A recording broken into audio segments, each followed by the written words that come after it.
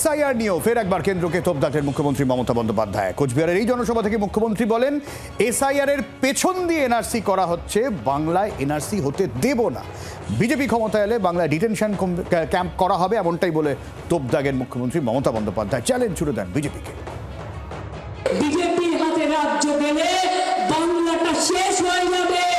আপনার অস্তিত্ব থাকবে না, আপনার ভাষা থাকবে না, আপনার সম্মান থাকবে না, আপনার ঠিকানা থাকবে না। বাংলাটা ডিটেনশন ক্যাম্পে পরিণত হয়ে যাবে। আমরা এনআরসি করতে দেব না, নিশ্চিন্তে থাকুন, কোনো ডিটেনশন ক্যাম্প এখানে হবে না। আর শুধু তাই নয়, মমতা বন্দ্যোপাধ্যায় তিনি এটাও বলেছেন যে বিজেপির এত খিদে 2 মাসের মধ্যে তড়িঘড়ি সমস্ত কিছু কাজ করতে হবে। সুকান্ত মজুমদার রয়েছেন আমাদের সঙ্গে টেলিফোনে, একটু কথা বলে নেব সুকান্ত বাবুর সঙ্গে। সুকান্তবাবু, মুখ্যমন্ত্রী একেবারে সরাসরি অভিযোগ করেছেন যে সিএর এই এসআইআর এর নাম করে বকলমে এনআরসি করা হচ্ছে এবং ডিটেনশন ক্যাম্প নিয়ে আবারও সেই চেনা চ্যালেঞ্জ, কি বলবেন? দেখুন, প্রথম কথা হচ্ছে মুখ্যমন্ত্রীকে আগে তার স্ট্যান্ড ক্লিয়ার করতে বলুন। এসআইআর এ ভারতীয় নাগরিক যারা, যে কোনো ধর্ম বর্ণ নির্বিশেষে তাদের নাম এসআইআর এ থাকবে, হিন্দু হোক, মুসলমান হোক, খ্রিস্টান হোক, এবং তারা ভারতবর্ষের নাগরিক, তাদের অধিকার আছে সংবিধান সম্মত, তারা ভারতবর্ষের ভোটাধিকার তাদের আছে এবং তারা সেই ভোট পর্বে অংশগ্রহণ করবে।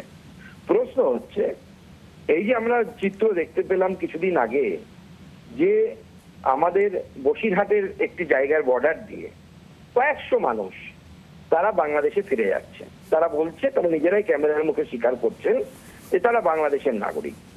মাননীয় মুখ্যমন্ত্রী তথা তৃণমূল কংগ্রেসের কাছ থেকে আমরা পরিষ্কার জিজ্ঞেস করতে চাই, এবং আপনাদেরও জিজ্ঞেস করা উচিত, যে যদি বাংলাতে কোনো বাংলাদেশি নাগরিক, মুসলিম অনুপ্রবেশকারী যদি থাকে, বা পাকিস্তানের কোনো নাগরিক থাকে মুসলিম, কেন মুসলিম বলছি, তার কারণ যারা ওই দেশের সংখ্যালঘু তাদের জন্য অন্য আইন আছে, মুসলিমদের জন্য সেটা নেই এই দেশে।